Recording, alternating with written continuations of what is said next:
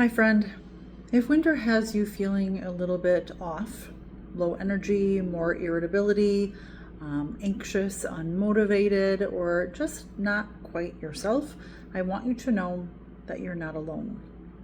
And I also want to remind you of something important. You do not have to rush your health. Winter expects a lot from our bodies. Less sunlight, more time indoors, less movement, and usually more stress and depletion than we realize. So instead of trying to fix everything this month, February is going to be more about one thing: support without pressure. Here are 3 gentle ways to help support your body and your mood and your nervous system this week.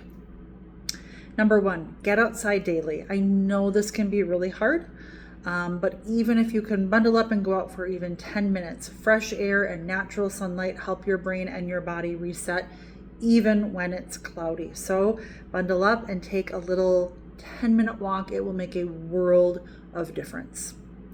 Number 2, move your body in a way that feels safe. A walk, a stretch, a few minutes of strength training, dancing while you're making dinner. Utilize YouTube as a resource for yoga.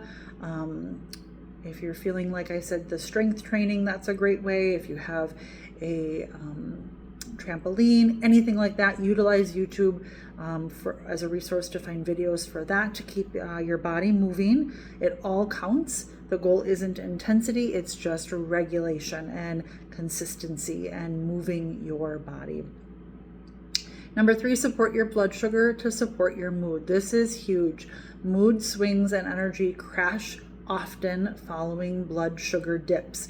So this means you need to try having protein for breakfast, having balanced meals with protein, fiber, healthy fats. This is going to help support your body, as well as keeping your added sugar at or below 25 grams of added sugar a day. The American Heart Association recommends women and children keep their added sugar at or below 25 grams or below a day. So if you work on that, I'm not asking for perfection, but just asking you to be mindful of it and try to keep it at or below. That's going to help you in your health so much.